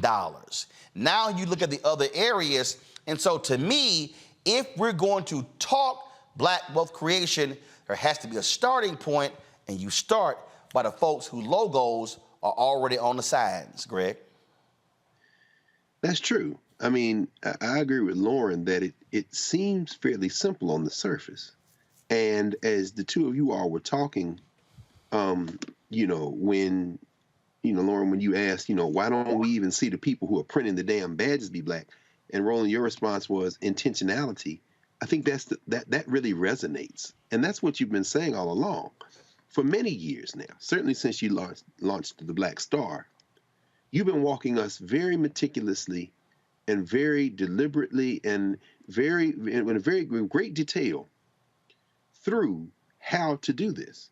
And for folks who watch every day, watch the various shows, watch faithfully Roland Martin Unfiltered every day, and think perhaps this is all that you're doing, you know, with speaking engagements and covering things remotely. No.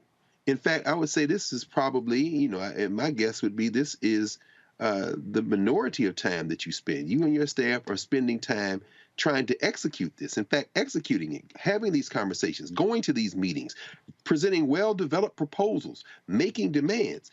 But the intentionality, and by that, I mean the intentionality of having all of us moving in the same direction is what's absent. I mean, you know, in the years that I've gone to the Legislative Caucus Retreat, you know, or has sent students or gone down and been on panels and have conversations, I always leave informed, I leave inspired, and I leave depressed.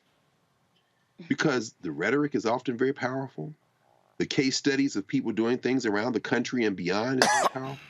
But somehow, we don't get to the promised land. And then, so when you said intentionality, you know, you've got to fight. I mean, you're right. We come in glad to get a nickel. These people spent more at lunch. Amazon spent more at lunches around the country and around the world than they have done spending at this several-day event here in Washington, D.C. So how do we crack the nut of intentionality so that when you go into a room to make a presentation at an automobile manufacturer or a fast food restaurant or a service provider of any size, be it Amazon, Apple, or anywhere else, you know, how do we move to a space where you have been reinforced by Black elected officials at state, federal, and local level. You have been reinforced by Black folk who've got money, who have other companies. You have been reinforced by Black people who are partnering with you on this so that they can't say, let's just play the long game and comp Roland Martin and hope he goes away, realizing you ain't never going to go away. How do we do that, Roland? How do we get everybody moving in the same direction so just every year we get hyped up and then leave depressed? Well, the first thing is I don't bother with the idea of getting everybody together. That's first, because the reality is you cannot show me anything in Black America or any other movement that started with a collective first. So what it requires is just a handful of people. I talk about all the time in my speeches, it really was a handful of people who were in the basement of a church in Montgomery. It was not all of Black America, it was a handful of people.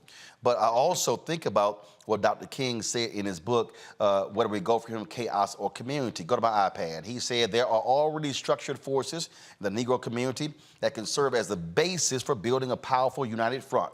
The Negro Church, the Negro Press, the Negro fraternities and sororities, and Negro professional associations. We must admit that these forces have never given their full resources to the cause of Negro liberation.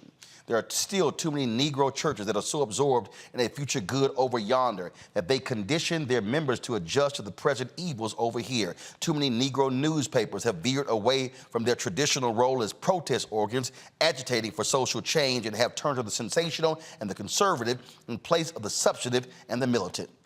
Too many Negro social and professional groups have degenerated into snobbishness and a preoccupation with frivolities and trivial activity. But the failures of the past must not be an excuse for the inaction of the present and the future. If I first start with the Negro church, what I would then say is, I don't need all churches, just give me one or two to start this thing with. If I'm talking about then Negro fraternities and the sororities, I'm not talking about all 9. I'm saying I can just start with one, AKAs with their credit union, starting that. My deal is you starting with that. Then you go on, when you talk about black media. I can't spend my time on all these other black-owned media folk and what they doing and what they're not doing. But my whole deal is I'm gonna go talk to those who can. And so I'm gonna start that way. And then what I'm gonna do is I may not go out and look what we did with the Black-Owned Media Collective, where what we did is force companies, General Motors, Target, all of these companies who then begin to make commitments on anywhere from going from 0.5% or 1% to 2 to 4 to 8. And now, and this is the most critical point, what's the follow-up? So when Ayanna Pressley is saying to the banks, well, you report, what we're saying is you committed 4%, are you meeting it? Martin Dept wrote in Operation Breadbasket, 1966, 1971, the greatest failure of Operation Breadbasket was not that they signed the memorandum of understanding, the MOUs, but the greatest problem was they did not follow through to make sure that what they negotiated actually got done. And so what we're talking about can happen, but I think first what we have to do is we have to properly put in context for our viewers and listeners that we ain't interested in a leg. We interested in the big piece of chicken. Daddy got saved the big piece of chicken. I don't want a breast, a couple legs, a couple of wings. I want a whole table full of breasts. Everybody get the big piece of chicken. We have to create a mentality that a crumb is not a meal. Yeah. We have to learn to teach people that no is fully acceptable if you're not getting your worth. And so I am very hopeful. I'm hopeful I will be a glass half full brother that coming out of this, you're actually going to see that. But the Black Caucus also knows, because I've been on it to many members, I know whose ass I'm going to stay on. And it's going to be those 4 institutions that the King talked about. Yes, sir. I've been riding Alpha Phi Alpha. Yeah. I've been riding the Boule. Yeah. I've been riding the National Association of Black Journalists. Any group that I am involved in, I'm saying, what the hell y'all gonna do? What's the point of having numbers if we ain't flexing our muscles? Right. But the last point I need everybody watching to understand. What y'all gonna do when I tell y'all it's time to move on some people? That's the everybody watching or listening. That's the question. If when I come to you and tell you that I have been spending 2 and 3 years trying to get these ad agencies to get off the money and they don't. And then when I start naming the corporations, if that ad agency controls the money, the question is, are we as black people going to do what MLK said when he said collectively we must move? Are we going to then say, said company, we ain't buying your product? Right. And when they start seeing a 1 and 2 and 3% drop in their market share, when they start seeing the market cap of their company, the value of their stock go down, oh, I guarantee you they're going to come to the table with that 5%. But it's not going to happen if black folks go, I hear you, but I'm going to keep buying that product. I'm going to keep drinking that product. I'm going to keep eating at that particular place. I'm going to keep buying this. Yeah. Y'all, you cannot pine for your liberation and then not want to sacrifice something for your liberation. That is what must happen. And in the words of that great money man from the movie American Gangster, played by Denzel Washington, when he said a whole bunch of people in this room owe Bumpy some money, and I'm gonna get that money. That has to be our mentality. We gonna get that money. And that's why this segment is called, Where's Our Money? Greg, Lauren, I appreciate it. Thank you so very much. Folks, that is it for us right here. Roland Martin Unfiltered on the Black Star Network. Y'all know how we do. We're trying to build something here because the reality is we ain't playing small. We want to create the world's largest black news and media operation. But it's not going to happen if we don't get your support as well. Senior checking money orders to P.O. Box 57196, Washington, D.C. 20037-0196. Cash App, $RM Unfiltered. PayPal, R Martin Unfiltered. Venmo's RM Unfiltered. Zelle, Roland@RolandSMartin.com. Roland@RolandMartinUnfiltered.com. Download the Black Star Network app, Apple phone, Android phone, Apple TV, Android TV, Roku, Amazon Fire TV, Xbox One, Samsung Smart TV. And of course, you can also get a copy of my book, White Fear, How the Browning of America is Making White Folks Lose Their Minds, available at bookstores nationwide. Folks, I'll see you tomorrow right here on Roland Martin Unfiltered on the Black Star Network. Ho! Folks, Black Star Network is here. Oh, no punches! I'm real revolutionary right now. Support this man, Black Media. He makes sure that our stories are told. Thank you for being the voice of Black America, Roland. Stay black. I love y'all. All momentum we have now, we have to keep this going. The video looks phenomenal. See, there's a difference between Black Star Network and Black-owned media and something like CNN. You can't be Black-owned media and be scared. It's time to be smart. Bring your eyeballs home. You dig? Pull up a chair. Take your seat. The Black Tape with me, Dr. Greg Carr, here on the Black Star Network. Every week, we'll take a deeper dive into the world we're living in. Join the conversation only on the Black Star Network. Hi, I'm Dr. Jackie Hood Martin, and I have a question for you. Ever feel as if your life is teetering and the weight and pressure of the world is consistently on your shoulders? Well, let me tell you, living a balanced life isn't easy. Join me each Tuesday on Black Star Network for A Balanced Life with Dr. Jackie. We're all impacted by the culture, whether we know it or not. From politics to music and entertainment, it's a huge part of our lives, and we're going to talk about it every day right here on The Culture with me, Faraji Muhammad, only on the Black Star Network. I'm Deborah Owens, America's Wealth Coach, and my new show, Get Wealthy, focuses on the things that your financial advisor and bank isn't telling you, but you absolutely need to know.